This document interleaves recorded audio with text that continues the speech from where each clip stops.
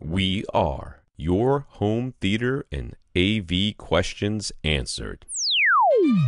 This is AVRant.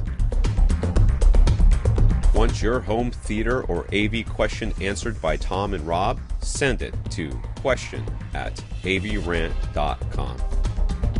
Welcome to AVRant. I'm Tom Andry, and I'm here with Rob H. We have Earle. So Earle's first question is fairly straightforward. As he mentioned previously, he purchased a Macintosh MX 122 Pre-Pro and a 7-channel MC8207 amplifier. For movies, he really likes the results provided by having Odyssey Multi-QXT 32 active and using the crossover settings that were assigned during the automatic setup. But for music, he prefers to have Odyssey turned off and to use different crossover settings that he has chosen manually. All right. So having Odyssey on for movies and off for music is easy enough. This can actually be assigned per input, and then the on or off setting is remembered by the MX 122. So he simply uses the cable TV and Blu-ray HDMI inputs for movies and TV, and then he uses the stereo analog XLR inputs assigned as the aux input for his 2-channel music. For multi-channel music, he could use a 7.1 analog inputs, or he could assign a different HDMI input. Since this Oppo UDP205 Ultra HD Blu-ray player offers both 7.1 analog and 2 HDMI inputs. So his question is, can he have one set of crossover settings that he uses for movies and a second different set of crossover settings that he uses for 2-channel and multi-channel music? I want to say no. But I that's what I want to say. I didn't bother researching it because I knew Rob would already know the answer by the time I got this question, which was like 5 minutes ago. But actually, it was yesterday. I actually did all my research yesterday.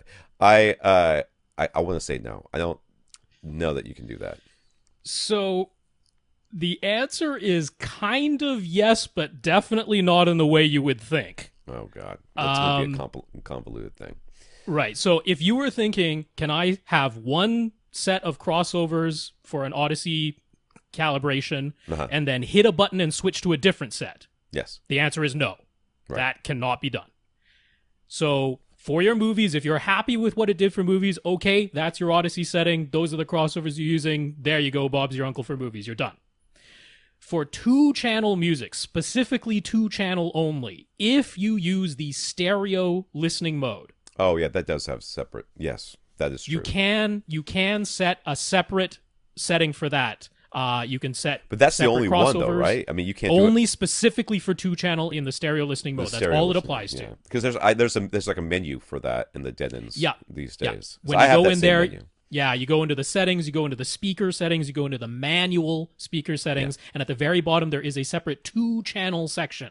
So in there you could, like for example, Odyssey has set your front speakers to small. You can manually set them to large for only 2-channel. If you want to do that, you can set different crossovers. So that is one way you can do it specifically for the 2-channel. That should work because he's got those on a separate input using analog 2-channel connections. Right. That should work for your 2-channel. Now, for your multi-channel music, now there's 2 problems with that. Number one, if you have a 2-channel signal coming in, but then you use Dolby Surround, DTS Neural X, Oro 2D or 3D upmixing, any upmixing, as soon as you go to a different listening mode other than stereo, now that separate setting doesn't apply. Right? So that's the problem there. So the other side of it is you have those 7.1 analog outputs coming out of your UDP205. And part of the reason of paying so much extra for the 205 is that it has really good analog circuitry. Right. So for multi-channel music, like multi-channel super audio CDs or multi-channel DVD audio discs, that of course it can play, you could use the analog outputs, right? 6 cables going from the analog outputs of the 205 to the analog inputs of your Macintosh. And that way, because the Macintosh doesn't apply any processing to the analog inputs, the 7.1 analog inputs doesn't apply any processing there, you can do all the setup in the Oppo. That's another way to do it. Yeah, right? for sure. The Oppo lets you set crossover settings in there, and this isn't a problem because you're only going to use the 7.1 analog for music. When you're watching movies, you're going to go back to the regular HDMI output.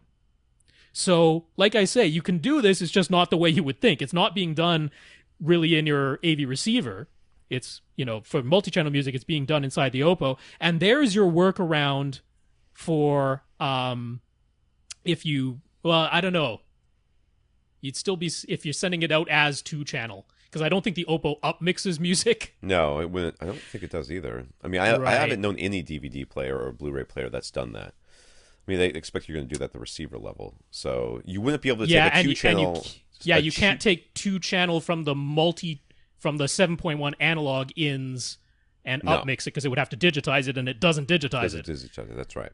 Okay, so the one thing you can't do is upmix 2-channel Two-channel to something else. to and something else, have the different crossover. which might end up being the only thing he wants to do. In which case, the answer is no, unfortunately. But we've given you all these other options, so there are ways to have A lot of stuff different you can crossovers do, for just not maybe the thing you want to do. yeah, different Sorry. crossovers for 5.1 coming out of the Oppo, but not for upmixing. There.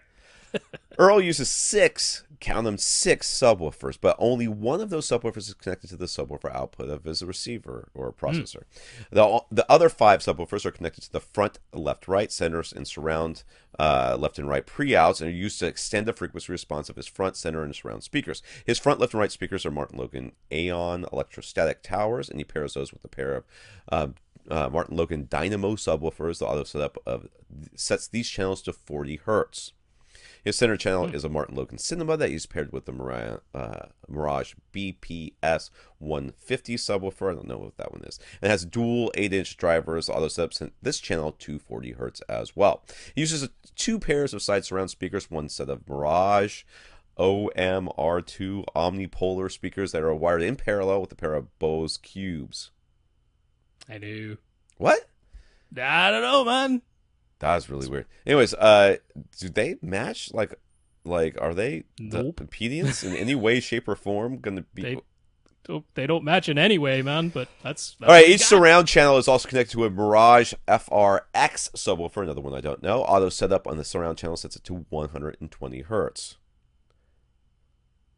Are you sure it's a subwoofer? I've got an explanation for that. All right, you're going to have to. He uses a pair of Bose Cubes as surround back speakers. The auto setup sets those to 250 hertz. That one, I believe. Yeah. His main subwoofer, the only one connected to the pre-pro subwoofer's output, is a Mirage BPS 400 that has dual 12-inch drivers. As he said before, he likes the way all this sounds for movies. But for music so far, it has been his preference to turn Odyssey off and to set all of his speaker channels to 80 hertz crossover setting. All of the speakers channels seem to sound much more even and balanced this way. So what are our thoughts on how his crossovers ought to be set? I think you should set everything to 80 hertz all the time. I think listening to Odyssey, or it's not really even Odyssey, listening to your receiver, which is really Marantz, tell you where to set your crossover. No, don't do that. Now, yes, technically, these speakers can now play lower than they would before, but I think you should set everything to 80 and start there. And then, whenever somebody tells me something sounds good for, they have something good and it sounds okay, it sounds great for movies, but it doesn't sound as good for music, and then a different way sounds good for music. I'm like, take what you did for the music and do it to the movies, because the music is much harder to make it sound good because you're hearing much more of the frequency range all at the same time. Whereas the movies, you're hearing a little bit here, a little bit there, and a lot of it lives in like specific little regions. Like the vocal region, there's a little bit of background music, which isn't that loud, doesn't come over the top all that often, and there's a bunch of explosions. Okay. That's not all of it at the same time. It's much harder to do the music. Whenever somebody says this subwoofer is good for movies, they are insulting the subwoofer, okay? When you say I have a good settings for movies, you are insulting those settings. You should use whatever settings you have for your music should be used for your movies as well. Right. Come back to us after you've tried that. Yeah, so overall, that is what I absolutely agree with. If this is what sounds best for music, then keep that. Use that for movies too. I will say Odyssey does have more than one target curve. I'm not sure if you've tried. Right. It the gives flat you 3 or the whatever it is. The Odyssey reference curve, the Odyssey flat curve, because weird to call flat a curve, but it's a target curve, flat, and they do offer the left-right bypass on this model as well, which I wouldn't recommend using, but try both flat and reference, because that might make some difference to you. But I'm going to go beyond that a little bit here, because it seems like he got caught in the notion of all your speakers should be full range. Yes. And I don't blame you, because that advice is out there. It is. There are people that I respect a lot who are saying that advice. All the time. So it's easy to get caught in that. And of course, conceptually, it seems like it makes sense until you get into the way that waves work in a small room, sound waves work in a small room, and then it doesn't make any sense anymore. And that's what we've been talking about on this podcast a lot. So this is fine. The concept was fine. I just don't think that this is the best application. Now, where it does make some sense to have an additional powered woofer beyond just having the speakers and then having them cross over to just a pair or quad subs that are all working in mono, all those subs working in mono, is for those Bose Cubes, because it set it at 250 hertz, and it doesn't even play down to that. No, I mean, that's the highest setting. That's right. That's as high as it goes. It would have set it higher if it could have. That's as high as it goes. Now, we see this because he has these Mirage speakers. Now, those Mirage speakers play down to about 100 hertz. It's about where they play down to. Okay.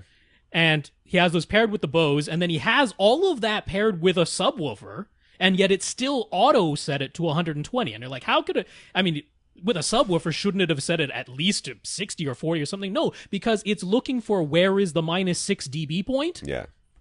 And the -6 dB point happened at 120 because those Bose things aren't playing anything below about 350. Yeah. And those Mirage are rolling off as well. So there's this big gap. There's this big dip in your frequency response right now. And that's how you ended up with 120 hertz crossover, even though you have a subwoofer attached to those surround channels. My honest advice to you, truly, this is what I would do if I were in your situation. I would sell, if you can, all the Bose speakers, those Mirage Omni speakers, and all your subwoofers. I'd sell them all. I would go and get some Focal birds, because, I mean, if you need small to go on the wall, I'm assuming the Bose Cubes and those Mirage Omni speakers, that the small size was a benefit. So I'd go over to Accessories for Less. I'd get myself some Focal bird speakers, because they're nice and small, but they sound way better and they play far lower. And then I would get 2 really good subwoofers. Or you know what? That Mirage that he has, that dual 12-inch, it's a powerful, beefy sub. That might be perfectly fine. But pair that up with one other sub that can play just as low as that.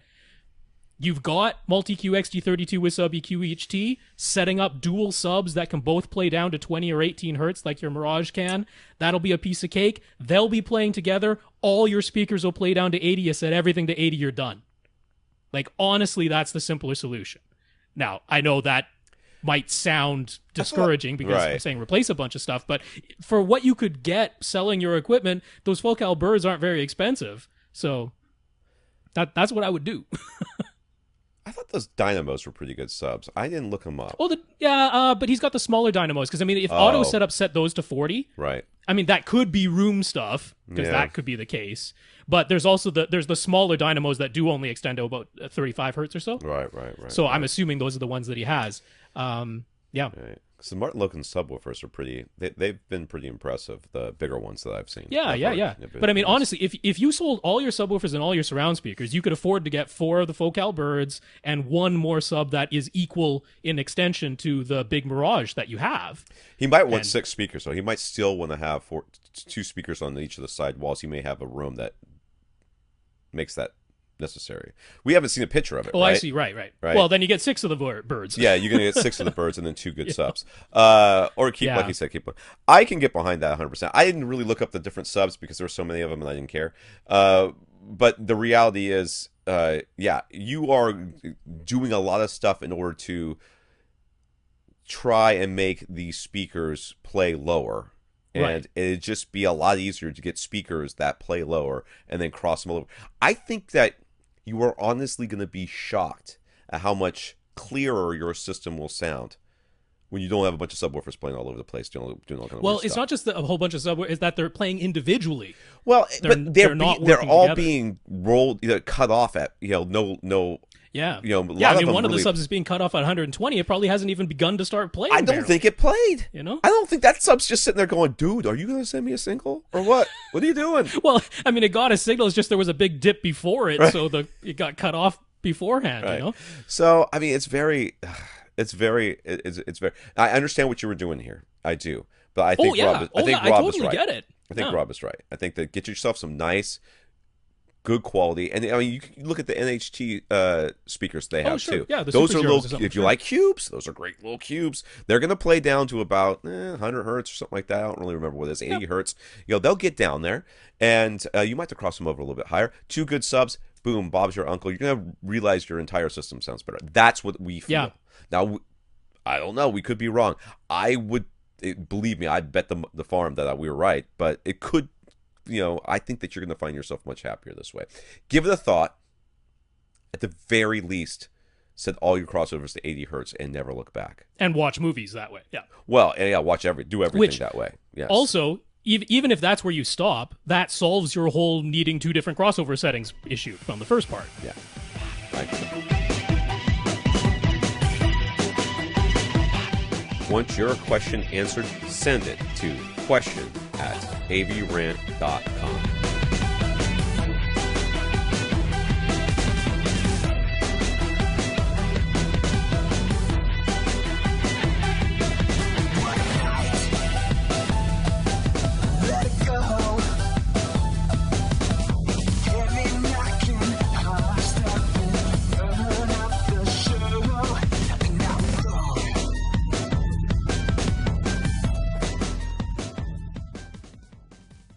This is AVRant.